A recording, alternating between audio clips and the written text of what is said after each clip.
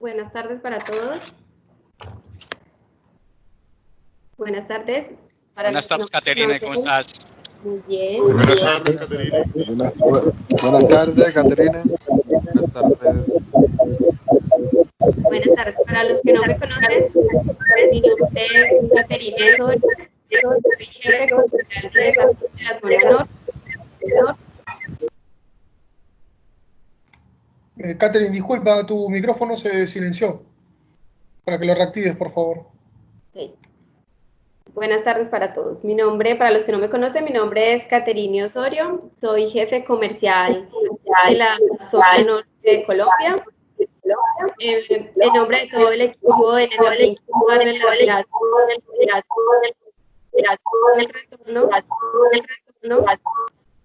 Quiero darle las gracias. Catherine, tu micrófono se silenció otra vez. Quiero dar las gracias a todos por aceptar la invitación a esta capacitación. El objetivo de esta capacitación es tocar aspectos prácticos de los equipos de bombeo en cuanto a instalación, mantenimiento y operación de los equipos. La charla estará a cargo del ingeniero mecánico José Luis Ortiz. Es el gerente de la división de metalmecánica de Netafin, donde fabricamos los diferentes equipos de bombeo marca Colbombas. Al final de la charla tendremos un espacio para responder las preguntas. Ustedes pueden ir formulando sus preguntas en el chat de la reunión. En la parte de abajo encontrarán la partecita donde está como el texto pues para escribir la pregunta. Entonces nosotros lo vamos a ver y las anotaremos para al final poderlas responder. José Luis, puedes comenzar. Bueno, buenas tardes para todos. Caterine, muchas gracias por la introducción. A todos nuevamente, muchas gracias por acompañarnos en esta jornada.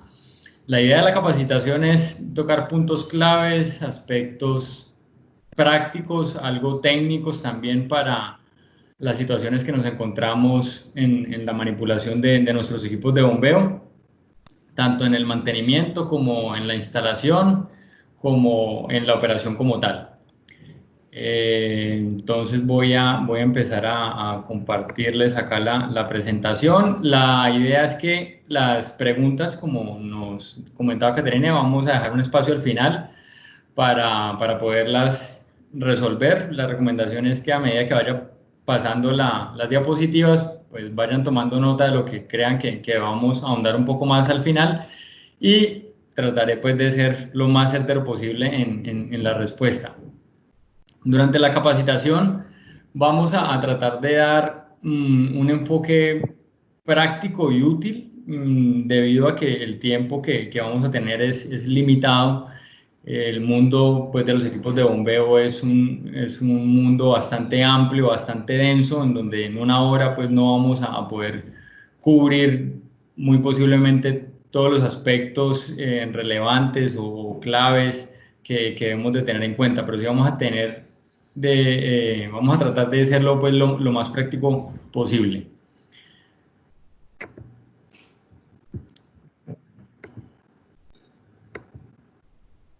Listo.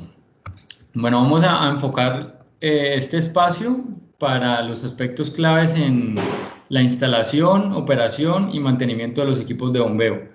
Dentro de la rama de los equipos de bombeo encontramos una gama importante de opciones dentro de los equipos de bombeo, y en esta ocasión vamos a hacer énfasis en los más comunes que encontramos para la aplicación agrícola en los sistemas de riego para el abastecimiento del recurso hídrico.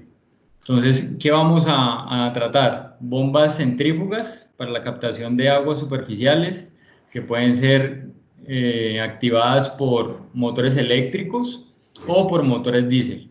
Vamos a ver bombas para pozo, dentro de las cuales vamos a encontrar las bombas turbinas de eje vertical, ya sean lubricadas por agua o lubricadas por aceite. Ahí en esta parte de la lubricación vamos a hacer un poco de hincapié para poder ilustrar las diferencias en cuanto a sus componentes y su funcionamiento de lubricación.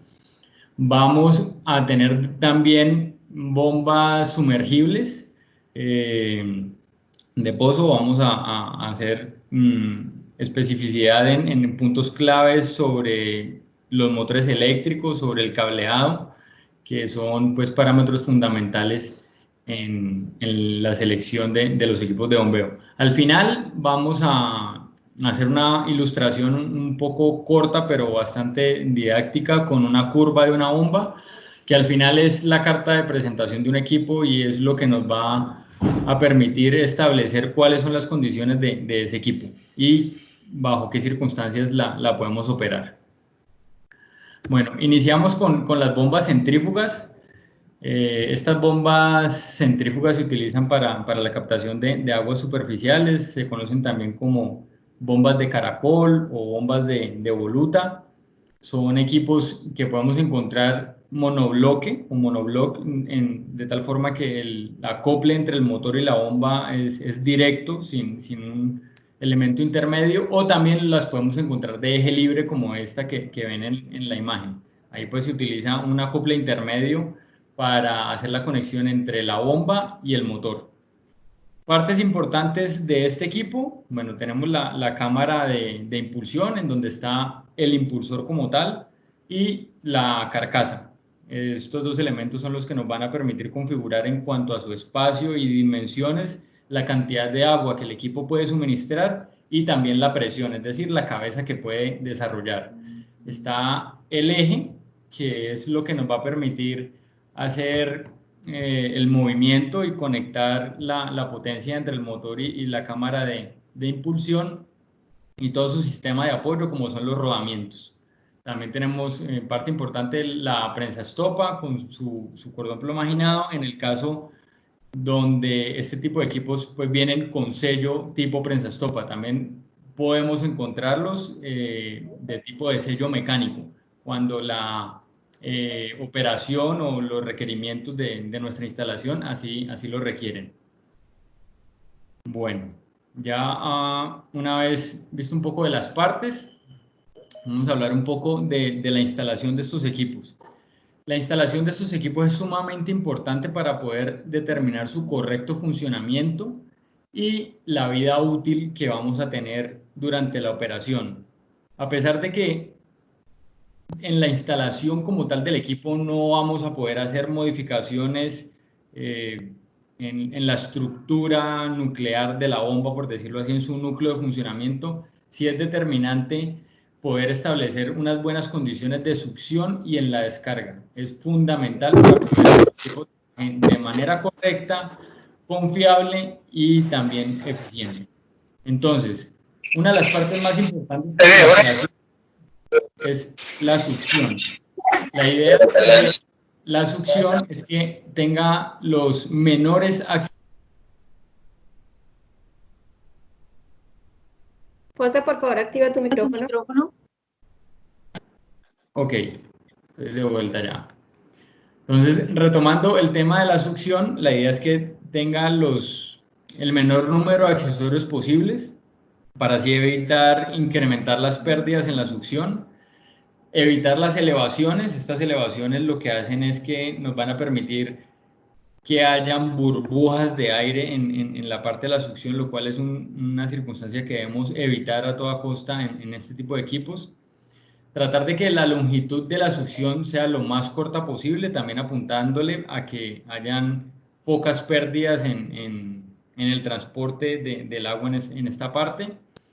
La altura de la succión, es decir, la distancia que tenemos entre el ojo del impulsor y el espejo del agua, también la idea es que sea lo menor posible, teniendo en cuenta que las fichas técnicas de las bombas nos permiten una altura para poderlas instalar, pero entre más corta sea, digamos que más confiable vamos a poder tener la operación, sin decir que una u otra altura de succión pues vaya a ser mala. Eso todo debe ser calculado.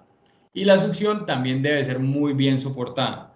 A pesar de que el equipo como tal pues es un equipo robusto, fabricado en fundición de hierro gris, que está generalmente anclado a una base estacionaria o a un equipo móvil, por ejemplo un tráiler, no está diseñado para soportar cargas externas diferentes a las del comportamiento hidráulico en su operación. Entonces, si el peso de la tubería de la succión no lo soportamos bien, se va a transmitir a la bomba y ahí vamos a tener consecuencias sobre el equipo, en los rodamientos, su funcionamiento, en los anillos de desgaste, en todos sus parámetros críticos de repuestos principalmente.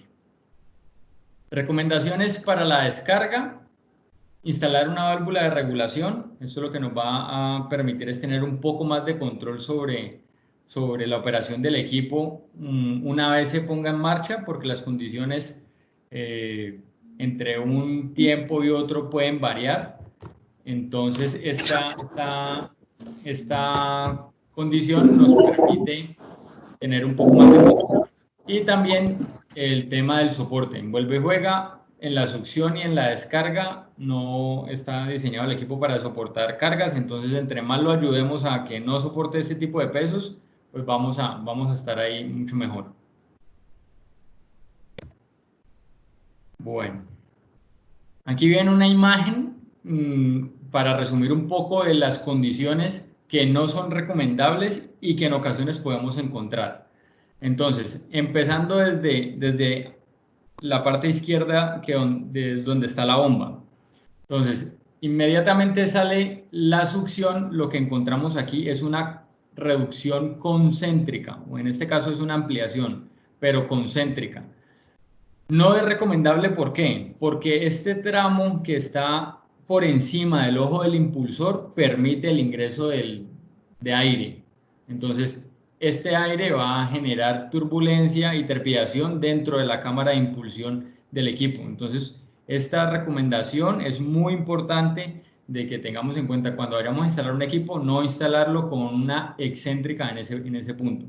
¿Qué podemos encontrar? Una gran cantidad de juntas con bridas o con flanches que también conocemos, lo que expone a que nuestro equipo en la succión esté con un mayor nivel de riesgo a la entrada de aire. Entonces ahí vamos a también tener problemas desde el inicio, porque va a succionar aire, y también durante la operación. Una válvula, al parecer para restringir la entrada de agua en la bomba, en ocasiones muy extremas y muy bien medidas, se debe de hacer bajo circunstancias muy especiales. Sin embargo, no es una condición deseada. O sea, ahí en ese punto, si tenemos que poner una válvula de regulación, es porque ha ocasionado o ha transcurrido un cambio muy importante desde que se instaló la bomba y el momento actual. Entonces ahí que nos obligue a restringir la succión, lo cual pues no debe pasar. Después de esto tenemos la altura de succión. Esta es la distancia que les comentaba con respecto al ojo de la bomba.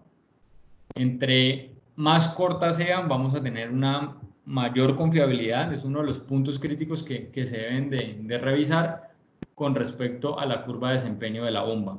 Y también la sumergencia, donde vamos a tener la válvula de pie o la canastilla de succión por donde va a ser el ingreso del agua. La recomendación, ¿cuál es? Que no puede ser menos de 4 veces el diámetro. 4 veces el diámetro es lo mínimo, y eso que ya estábamos sobre un extremo pues inferior.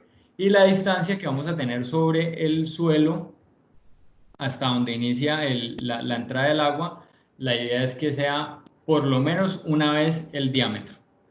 En este caso, por ejemplo, no hay un filtro, no hay una malla que pueda impedir el ingreso de materiales grandes a la succión, lo cual también no es recomendable.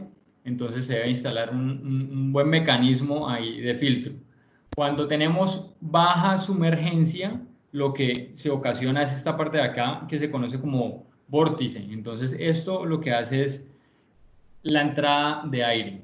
La entrada de aire es el principal fenómeno que debemos de evitar en la operación de nuestros equipos. Incluso teniendo una buena sumergencia podemos tener aire en la cámara de impulsión. Ya vamos a ver en qué casos. Es importante tenerlo también ahí en cuenta. Ahora, ¿qué sigue? El panorama recomendado. Entonces, el panorama recomendado es una bomba muy bien anclada. En este caso, pues es una base estacionaria de concreto. Aquí en este caso es una reducción, bueno, una ampliación, mirándolo desde el lado de la bomba hacia la succión, excéntrica, lo que permite que el cambio de diámetro esté solamente hacia la dirección inferior, es decir, pues hacia abajo, y en la parte de arriba no nos va a entrar aire. O sea, por más de que el equipo esté quieto, que lo cebemos, va a quedar cebado y no va a tener colchones de aire en la parte superior de la tubería. Vamos a tener una succión muy bien apoyada, una longitud considerable, pero medida, no muy extensa para evitar las pérdidas. Vamos a tener una sumergencia suficiente de 4 veces el diámetro como mínimo para garantizar de que no se nos genere el vórtice, y también la distancia con respecto al suelo. Aquí sí tenemos un mecanismo, generalmente es una válvula de pie, para evitar el ingreso de partículas sólidas o grandes dentro de la cámara de impulsión. También pues la válvula de pie nos va a permitir con su mecanismo mantener pues la ceba del equipo. Bueno, aquí viene un poco un tema bastante crucial. Si lo miramos muy a fondo, es un tema un poco complejo, donde va a requerir ahondar en términos de números y un poco de ecuaciones. La idea no es ahondar en cada uno de los parámetros de cómo se calcula, de dónde sale, sino que al final se pueda tener una conclusión de cuáles son los parámetros que hay que cuidar y por qué. Entonces, yo les comentaba ahora que aún así tuviéramos una sumergencia suficiente con respecto a la válvula de pie, podríamos tener aire en la cámara de impulsión. ¿Esto por qué se puede presentar? Por un fenómeno que se llama la cavitación. ¿Qué es la cavitación? Es el cambio de estado del agua, de estado líquido a estado gaseoso dentro de la cámara de impulsión. ¿Esto por qué se da? Por los cambios de presión. El líquido, el agua, cuando llega a cierto nivel de presión, cambia su condición de líquido a gaseoso. Entonces, en esa parte ahí se generan unas burbujas de vapor, que es como simular aire ahí adentro, y son unas explosiones dentro de la cámara de impulsión, lo cual pues avería el equipo de manera muy prematura. ¿Qué tenemos que hacer para evitar la cavitación? Y aquí entran dos parámetros cruciales que se denominan el NPCH disponible y el NPCH requerido. ¿Qué es el NPCH? Es la cabeza neta positiva de succión. Eso es pues como ahí la importante. Tenemos una cabeza neta positiva de succión disponible y una requerida. La requerida no la podemos manipular. Sale de la curva de la bomba, es lo que el fabricante diga, y ahí hay una línea que especifica para cada caudal cuál es el NPCH requerido. Y el NPCH disponible sale de lo que nosotros instalamos, o sea que esa sí la podemos manipular. ¿Cómo se calcula? Es restar la presión atmosférica de la altura total de succión. Dentro de la altura total de succión hay diferentes parámetros que interactúan, como es la altura total de succión, las pérdidas en la succión, la velocidad, la gravedad y el factor de corrección de altura cuando estemos a diferente nivel del mar. ¿Cuál es la condición para que no tengamos cavitación? Que el NPCH disponible, que es el que nosotros vamos a manipular o podemos tener injerencia en él, que es el de la instalación, sea mayor que el requerido. Lo que nos dice la curva en cuanto a NPCH es lo mínimo que debemos tener nosotros en la instalación. Entonces, para nuestra instalación, como el NPCH disponible sale de restar la presión atmosférica de la altura total de succión, tenemos que tratar de que esta altura total de succión sea lo más baja posible. ¿Cómo lo hacemos? Vuelve y juega. La altura total de succión tiene incluido la altura de succión. Entonces, esa distancia entre el espejo del agua y el diámetro y el ojo del impulsor debe ser lo más corta posible. Aquí este parámetro lo estamos disminuyendo. Las pérdidas de succión diámetros muy pequeños nos generan más pérdidas, longitudes muy largas, más pérdidas, muchos accesorios en la succión, más pérdidas. Entonces tenemos que evitar esos para controlar también este parámetro. La velocidad está en función del caudal, el cual pues no vamos a querer manipular porque vamos a tener que satisfacer una necesidad en la operación, pero sí vamos a tener que manipular el diámetro, que también está en función de la velocidad también está en función del diámetro. Entonces vamos a tener que cuidar mucho ese diámetro, no muy pequeño, porque nos va a aumentar la velocidad. Entonces, esa es como la conclusión importante para evitar la cavitación. Baja altura de succión, bajas pérdidas con menos accesorios, menos longitudes, mayores diámetros para evitar las pérdidas.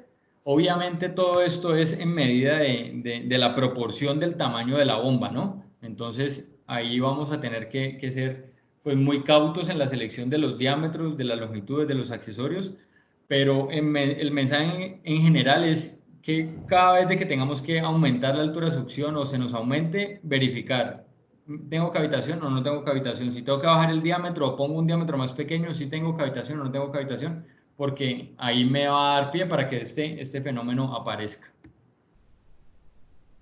Parámetro muy importante, la alineación entre la bomba y el motor. ¿Por qué? Porque si no vamos a tener un funcionamiento ruidoso, los acoples nos empiezan a fallar de forma prematura, los rodamientos de igual forma, vamos a tener mayor consumo energético si no tenemos una correcta alineación, altas temperaturas de operación y fallo prematuro en los elementos y repuestos de desgaste de la bomba.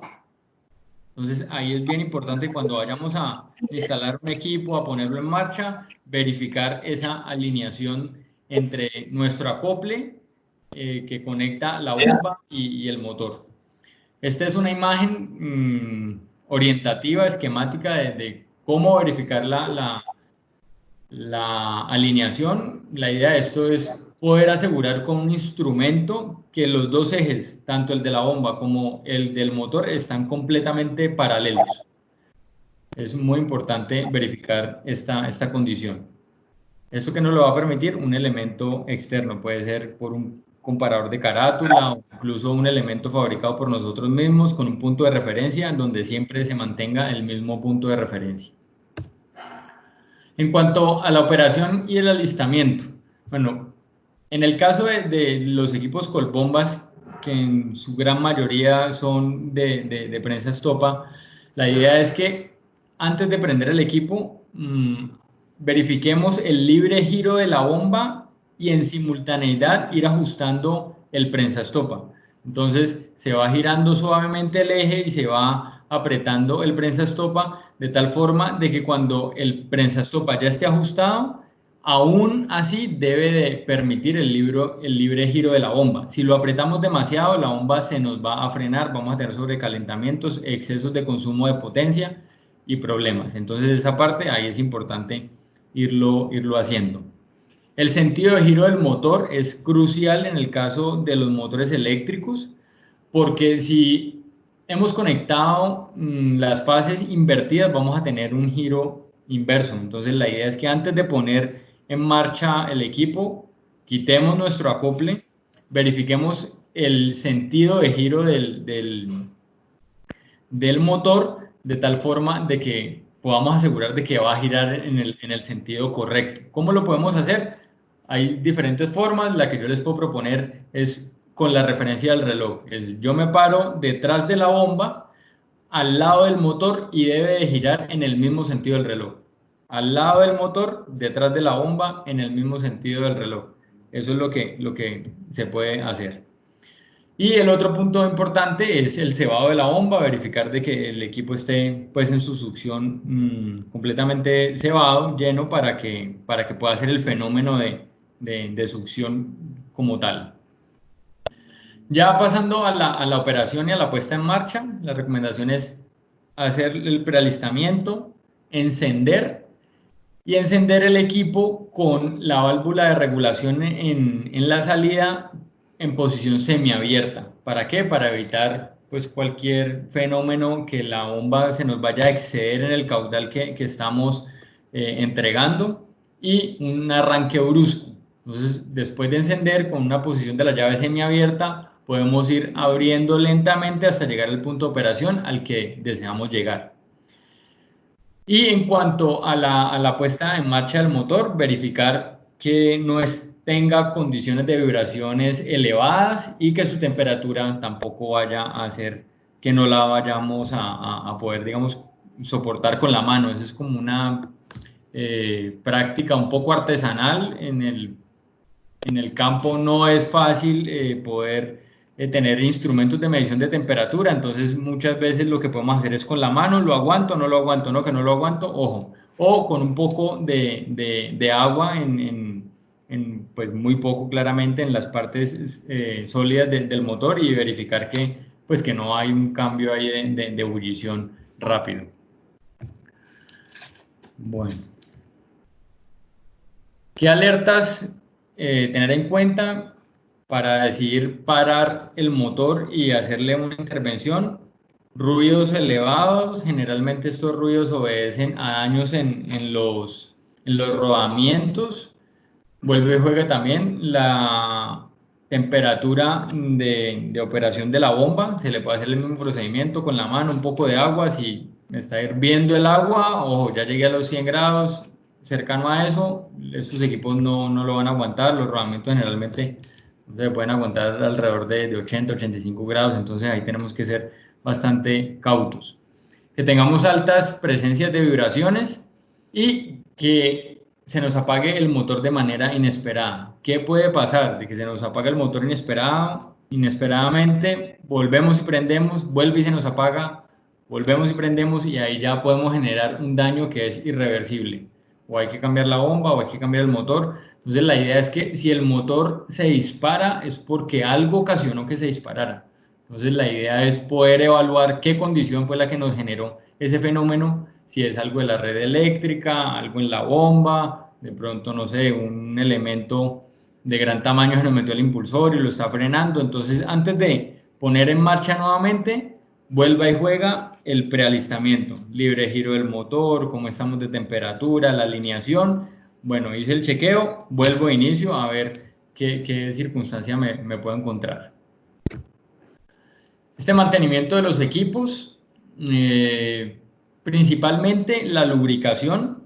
Los equipos pueden ser lubricados por grasa o lubricados por aceite. Cuando la lubricación es por grasa, la recomendación es que haya un llenado parcial. Los equipos pues tienen un nivel en el interior, en la cámara de lubricación, no sobrepasarlo, porque la grasa, cuando está muy compactada, no va a tener espacio para moverse, sino va a generar problemas en los rodamientos. Esta grasa debe ser no soluble en agua por las condiciones a las que va a estar expuesta, y debe tener un reabastecimiento periódico que se puede encontrar en los manuales de operación de los equipos. Recomendación importante en cuanto a la lubricación: así como en un vehículo, llámese la moto o el carro, cualquier medio de transporte que podamos tener, el sistema de lubricación hay que cambiarlo, úsese o no se use. Es decir, se puede cambiar o por horas de operación o por tiempo en que se haya puesto en marcha el equipo, tiempo de último recambio de aceite. Así como el carro nos dicen, vea, hay que cambiarlo, un ejemplo, a los 8.000 kilómetros o a los 5 meses, así no haya alcanzado los 8.000 kilómetros, hay que cambiar el aceite o la grasa. Lo mismo pasa en este tipo de equipos. Importante para tenerlo ahí en cuenta. El prensa-estopa, durante la operación, importante ver que este sistema de sellado se refrigera con la misma agua que está siendo bombeada. Entonces él va a presentar un ligero chorro de salida.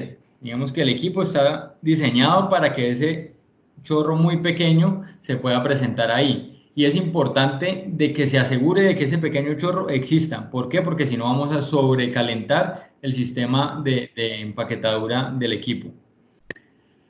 Y otro punto importante del mantenimiento es verificar todos los anillos de desgaste, que deben de tener una holgura aceptable de fábrica para poder asegurar el correcto posicionamiento y apoyo para el impulsor y para el eje. Entonces no debe de haber una holgura muy grande porque vamos a tener excesivas vibraciones, y tampoco puede ser muy ajustado porque vamos a tener sobreesfuerzos en el equipo, lo cual nos va a llevar a altos consumos. Bueno, en cuanto a las bombas turbinas de eje vertical, ya cambiamos un poco de rama de las bombas. Tenemos del sistema de lubricación por aceite y sistema de lubricación por agua. En el sistema de lubricación por aceite tenemos un agente externo que lubrica y refrigera la operación de los ejes dentro de las columnas, que es el aceite. Entonces tenemos un recipiente afuera donde suministramos aceite a través de un cuentagotas, generalmente son 25 gotas por minuto, cercano a eso, y debemos de asegurar ese goteo. Entonces el eje, la fricción que está generando sobre sus puntos de apoyo es lubricada y refrigerada por el aceite que estamos suministrando. En el caso del sistema de lubricación por agua, la misma agua que estamos bombeando con nuestro equipo es lo que nos va a lubricar y a refrigerar los ejes en sus puntos de apoyo. Entonces ahí en este tipo de equipos tenemos no un tanque pequeño con aceite como en el otro caso, sino un tanque un poco más grande, son 250 litros, con agua.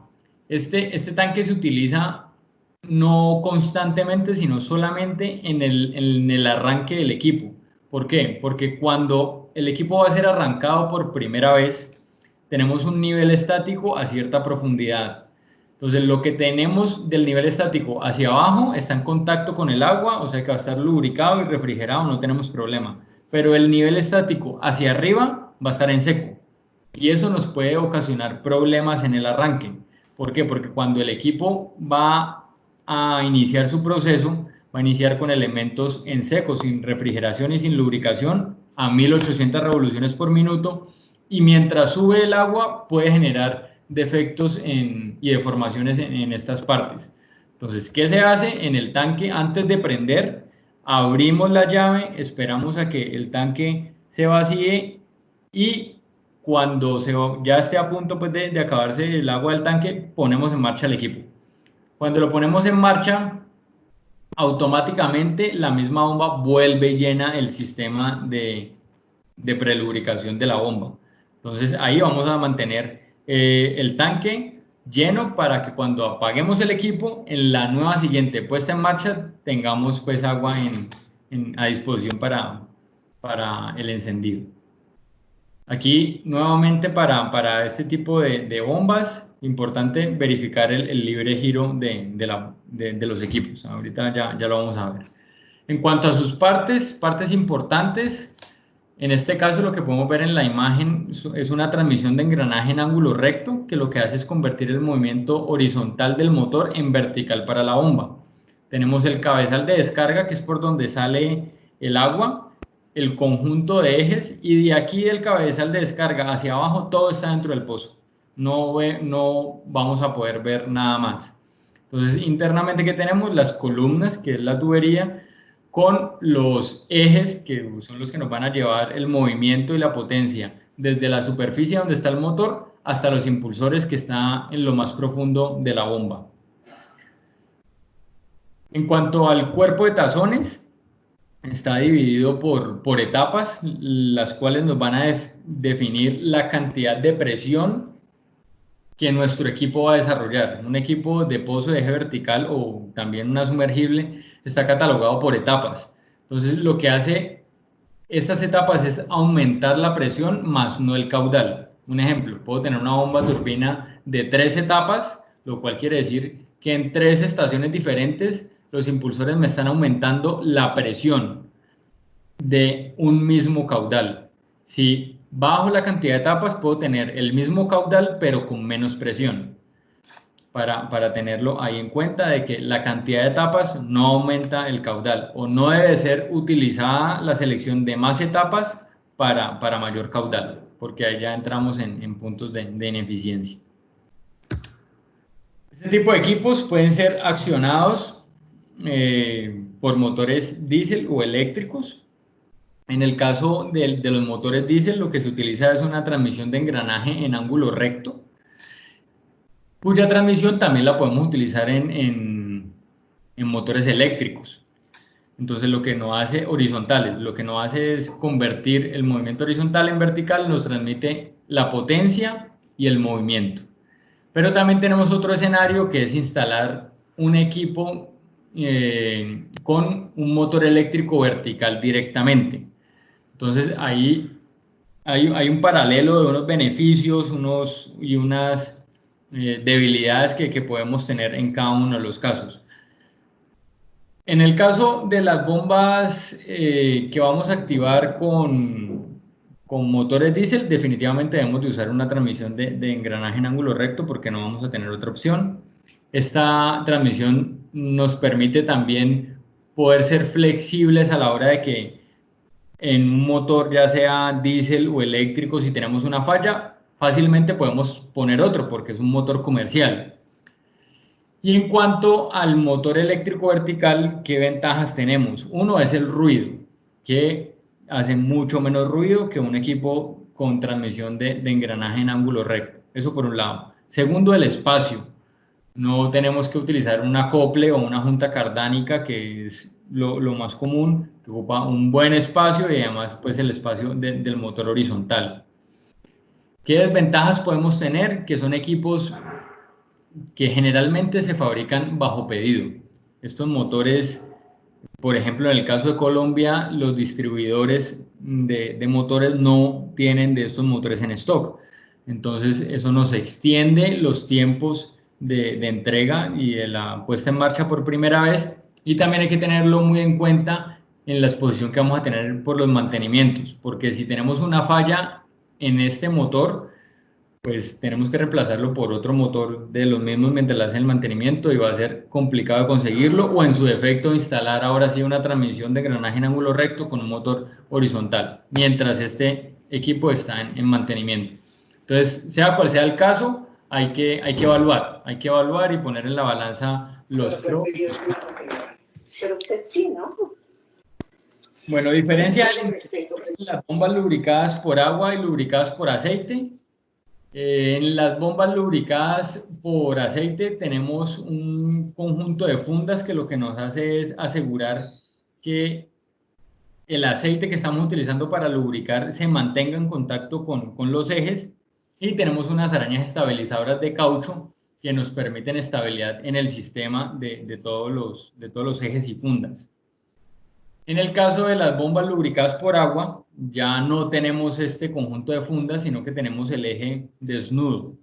¿Cuál es la recomendación? Utilizar elementos de acero inoxidable. ¿Por qué? Porque van a estar en contacto permanente con el agua y van a estar expuestos a la corrosión. En pozos donde tengamos un potencial galvánico más alto, pues vamos a tener una afectación mucho mayor y prematura. Las arañas ya no son de caucho, sino que son de aceite, y tenemos unos apoyos con unos cojinetes sintéticos, los cuales sí son de caucho, pues, que se refrigeran con el agua que estamos sacando del pozo a través de la bomba, que es esta zona que está acá. Estas son las arañas de bronce, estas son las arañas de caucho, el conjunto de fundas, y aquí el eje lo podemos ver completamente desnudo. En ambos casos, los ejes se conectan uno a otro a través de uniones roscadas. Bueno.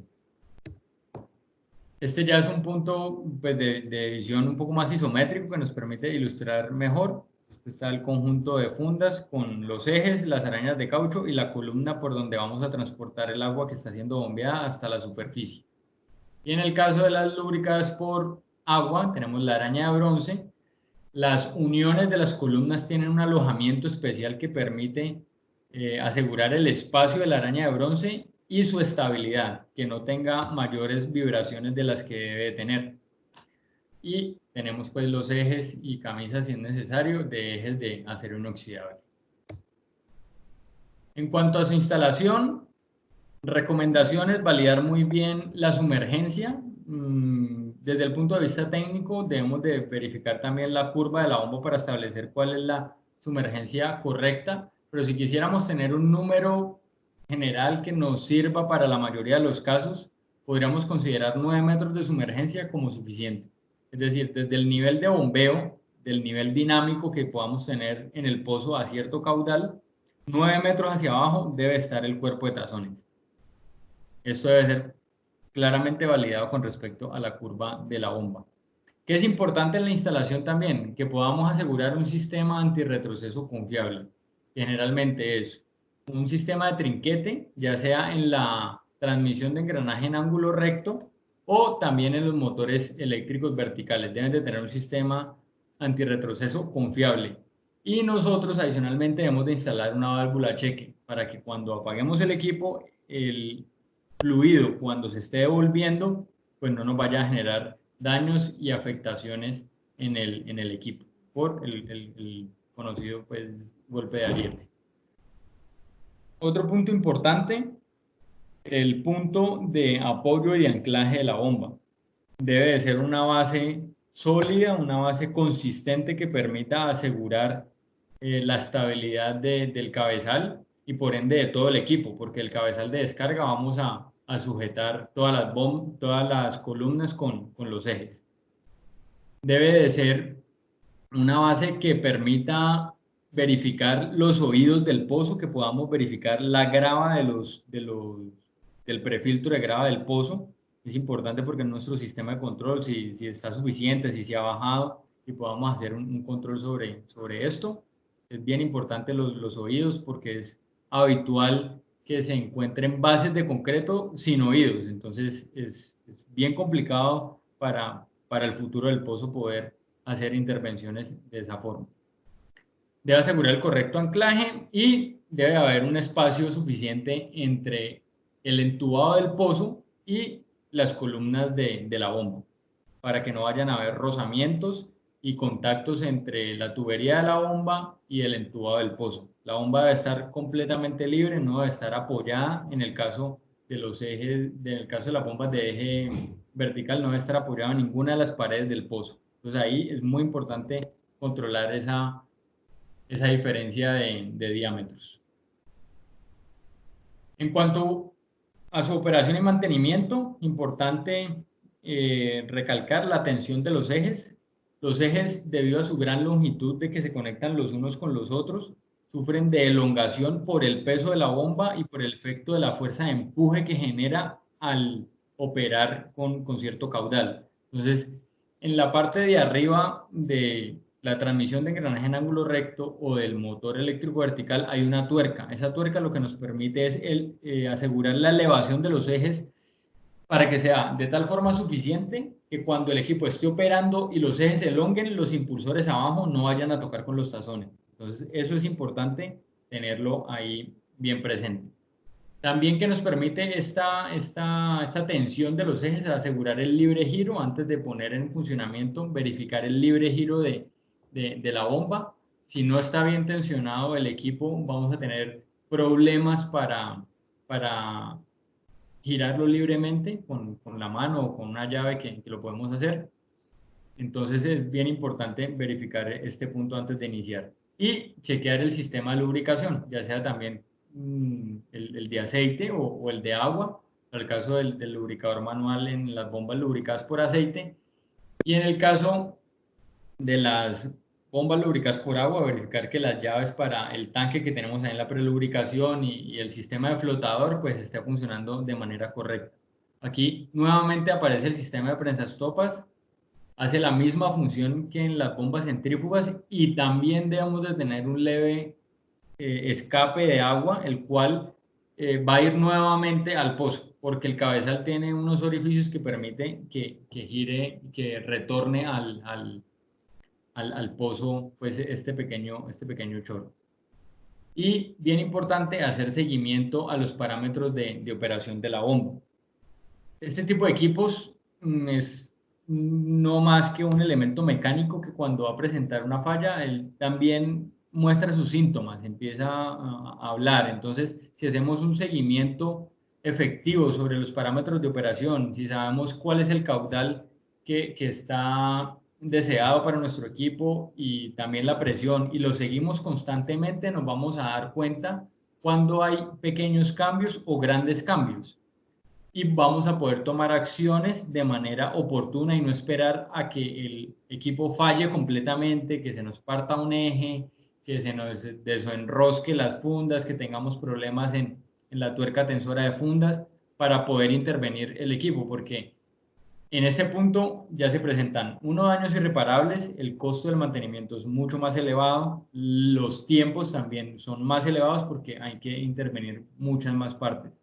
Entonces, un seguimiento constante en la operación de nuestros pozos y equipos de bombeo nos permite tener una efectividad en lo que debemos hacer y cuándo lo debemos hacer para efectos de mantenimiento. Bueno, aquí pasamos a las bombas turbinas sumergibles. Este equipo tiene una alta relevancia en su componente eléctrico, por eso debemos de ser, en este caso, pues hacer un poco más hincapié en esta parte eléctrica. Debemos de seleccionar un motor acorde a las exigencias del cuerpo de tazones. ¿Esto de dónde sale? Nuevamente de la curva de desempeño de la bomba. Y debe tener un margen de operación suficiente que permita absorber cambios en la operación del equipo. Si nuestro equipo saca un poco más de agua, nos va a exigir un poco más de potencia. Entonces la idea es que este motor tenga la suficiente capacidad para que cuando nuestro equipo por algún motivo se recuperaron los niveles, estoy regando más cerca de lo normal, saca un poco más de agua, entonces el motor tiene la capacidad de aguantar esta diferencia de potencia. Ahí vamos a tener un colchón importante.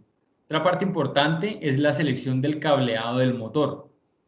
La selección del cableado del motor se hace a partir de la potencia del motor y de la longitud.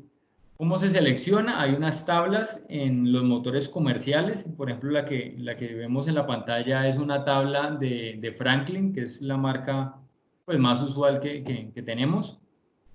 Y nos ilustra de cómo debemos de seleccionar un cable. Entonces, un ejemplo sencillo aquí es que para un motor de 460 voltios, 460, 440 voltios, trifásico de 6 hilos, arranque estrella triángulo. Este primer punto es importante para ver qué tabla es la que debemos de buscar. Entonces podemos tener motores eléctricos en el sector agrícola, 440 es lo más común, pero en algunos casos también podemos tener 220, entonces hay que verificar el voltaje antes de entrar a la tabla. Si es de arranque directo o si es de arranque estrella triángulo, que son los dos tipos de conexiones que habitualmente encontramos. Entonces el directo tiene 3 hilos y el de arranque estrella triángulo tiene 6 hilos. Entonces, ¿qué nos vamos a encontrar? Que generalmente para la misma potencia, un arranque directo tiene un cable un poco más grueso de que si fuese un motor de arranque estrella triángulo, pero vamos a tener el doble de líneas, o sea, el doble de cables. Entonces ahí es importante tenerlo en cuenta. ¿Qué nos ilustra este ejemplo? Que para un motor de 50 caballos, que vemos aquí en el cuadro amarillo, 50 caballos, podemos instalar cable número 8 hasta 370 pies. Si se nos pasa de 370 pies, ya tenemos que pasar al cable número 6, que es este de acá, que nos permite hasta 590 pies. Si pasamos de los 590 pies, tenemos que irnos a cable número 4, 960 pies. Y así sucesivamente hacemos lo mismo para cada uno de los cableados que se requieran seleccionar. Otro punto importante, vuelve y juega en los equipos de pozo la lubricación y de la refrigeración. En este caso lo que tenemos que refrigerar es el motor, porque el motor va a estar también dentro del pozo, no lo vamos a tener en la superficie y debe de contar con una refrigeración suficiente para que su sistema de embobinado no sufra afectaciones por sobrecalentamiento. ¿Qué lo va a refrigerar? La misma agua que estamos sacando del pozo. Entonces, ¿qué debemos de asegurar? Que haya un flujo suficiente para que transporte ese calor que hay alrededor del motor con un recambio de agua. Entonces, hay una tabla también, como esta que vemos aquí en la esquina inferior izquierda, que nos permite definir cuándo instalar una camisa de refrigeración y cuándo no. No siempre hay que instalarla. Entonces, aquí, ¿cómo entramos a la curva, a la tabla? Tenemos los diferentes encamisados de pozo, desde 4 pulgadas hasta 16 pulgadas. Y tenemos los motores, los tamaños de los motores, diámetros de 4, diámetros de 6 y diámetros de 8. Entonces, un ejemplo, para un pozo que está encamisado en 16 pulgadas, si instalamos un motor de 6 pulgadas de diámetro, lo mínimo que debemos de extraer son 280 galones por minuto. Si extraemos menos de 280 galones por minuto, debemos de instalar una camisa de refrigeración. Si vamos a explotar el pozo a más de 280 galones por minuto, en este caso del ejemplo, no es necesario instalar la camisa de refrigeración. Ese punto importante ahí para tenerlo en cuenta.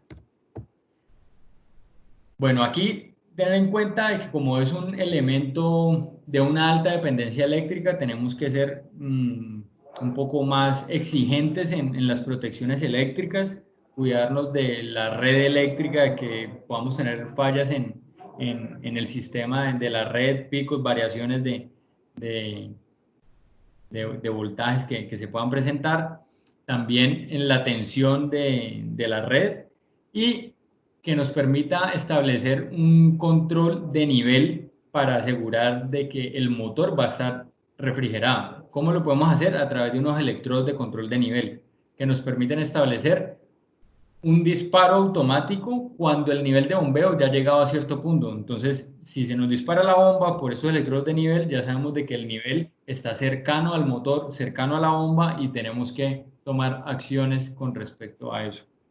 Recomendación importante, variadores de velocidad en este punto de las bombas sumergibles, porque nos va a permitir sacar el mayor provecho posible del consumo energético, del consumo eléctrico, que es lo que vamos a tener ahí. Nos va a poder servir para ajustarnos a diferentes puntos de operación y que en esos diferentes puntos de operación la bomba requiera del motor exactamente lo que se necesita. Que es importante también tener ahí en cuenta, un punto que es relevante para todos los equipos de bombeo.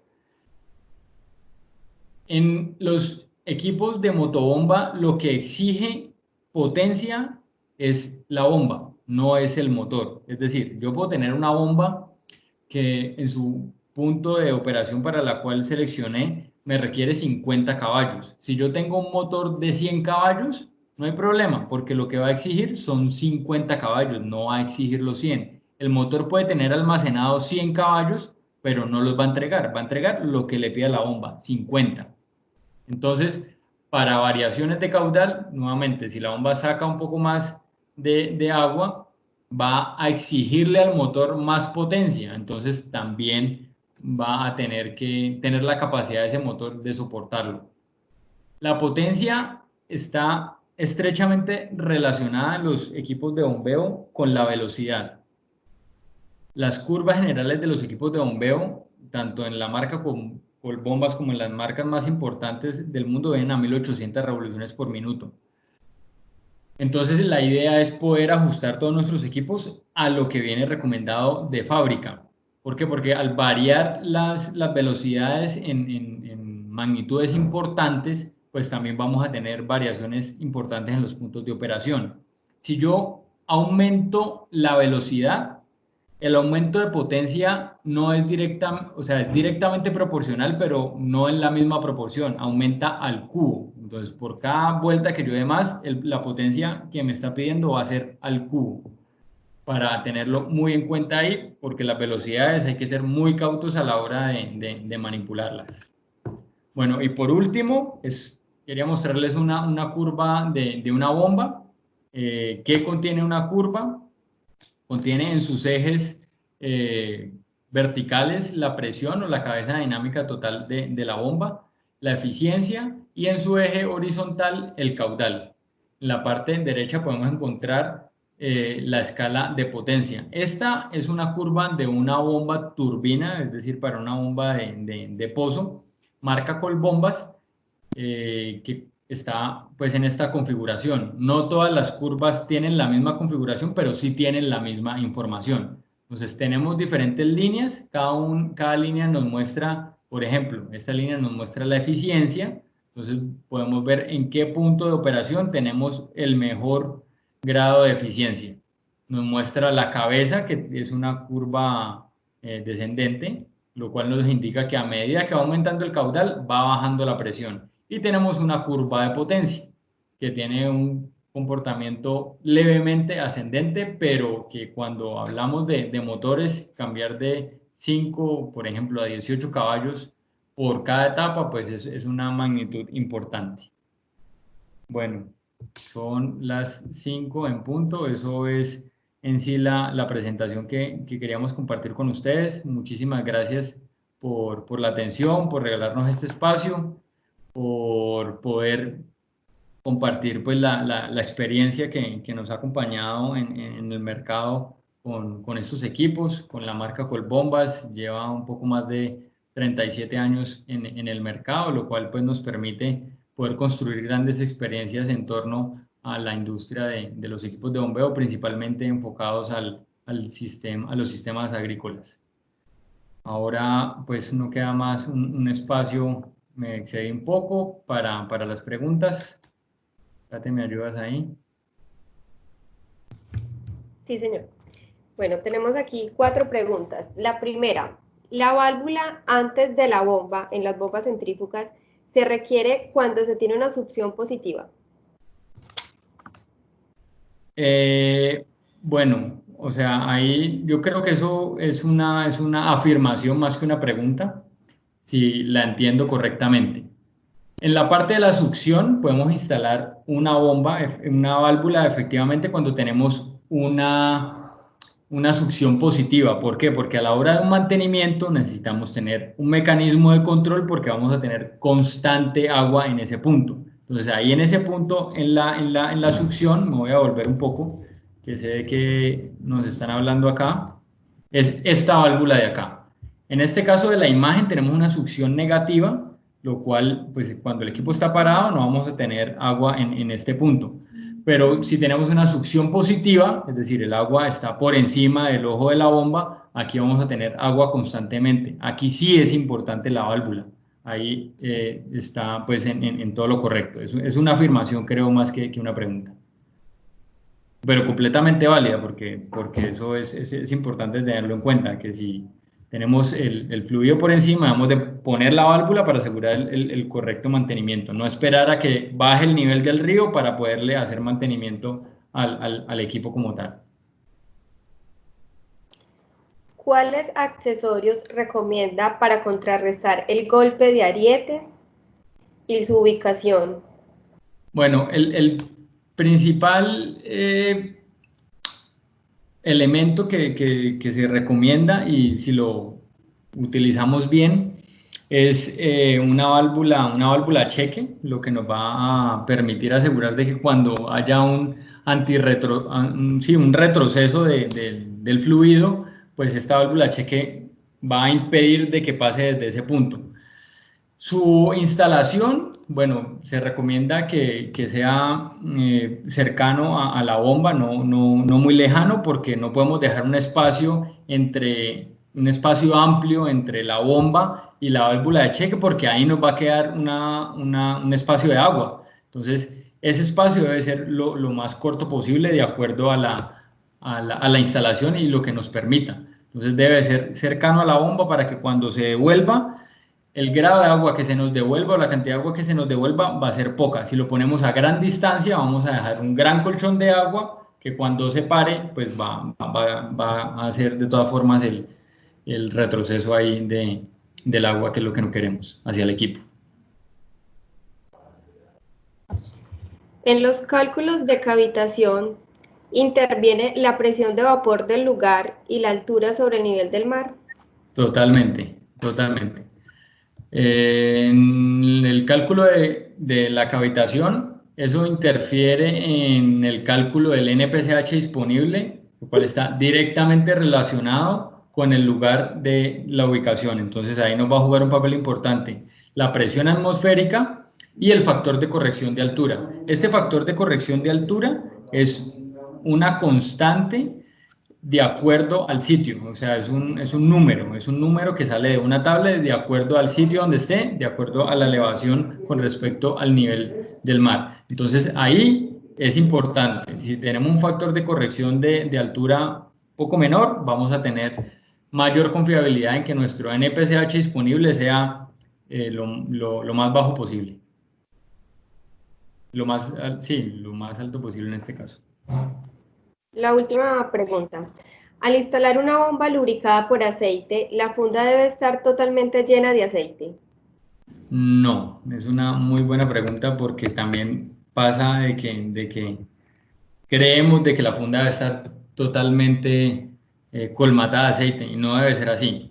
Debe de tener una impregnación de aceite, más que la funda son las uniones de bronce, que es lo que nos une una funda con otra y lo que nos da estabilidad con el eje.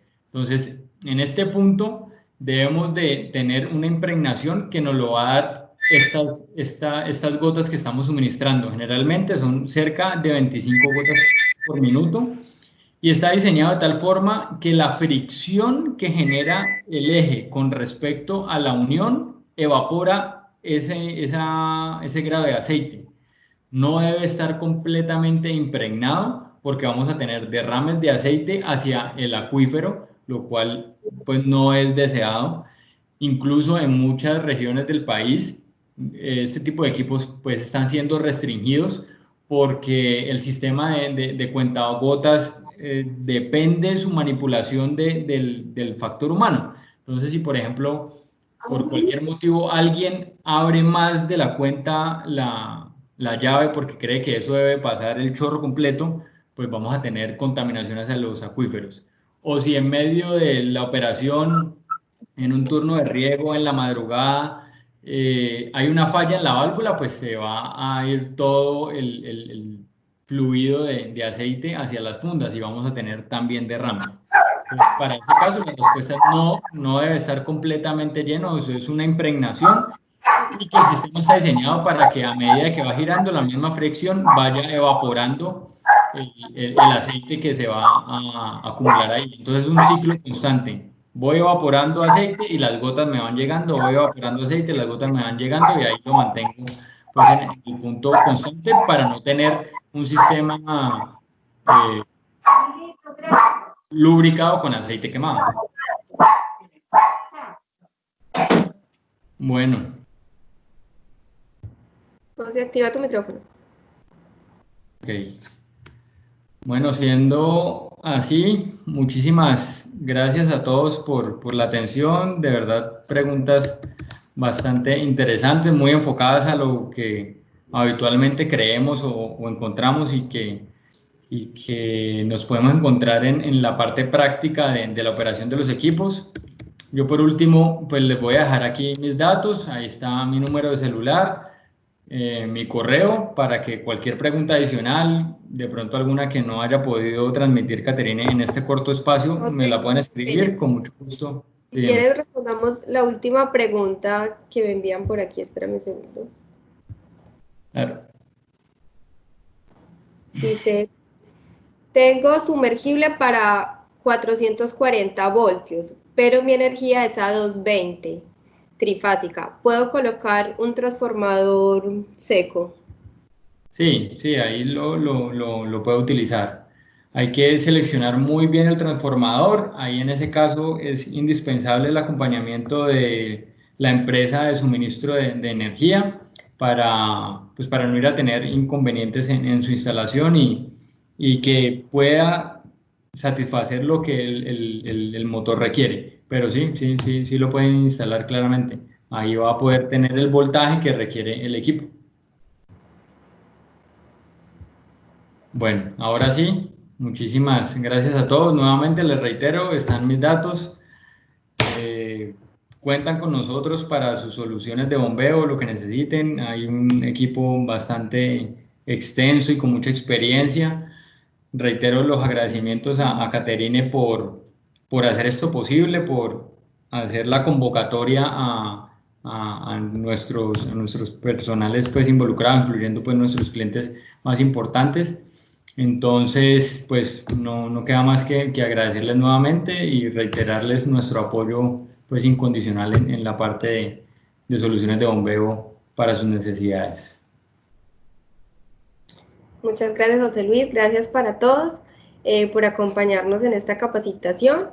Sabemos que el tiempo es muy limitado y pues obviamente queremos compartir mucha información con ustedes, pero todo nuestro equipo técnico y comercial está disponible para resolverles cualquier inquietud. Esperamos que nos sigan en las redes y estaremos compartiéndoles información acerca de próximas capacitaciones. La siguiente es una capacitación el próximo viernes a la misma hora de mantenimiento de pozos.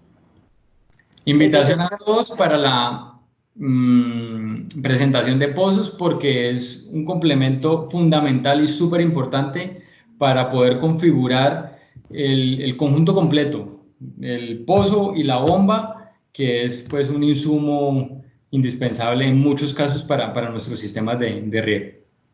A todos muchísimas gracias, muchísimo gusto, que estén muy bien, feliz puente, muchas gracias a todos. Hasta luego, muchas gracias. Chao.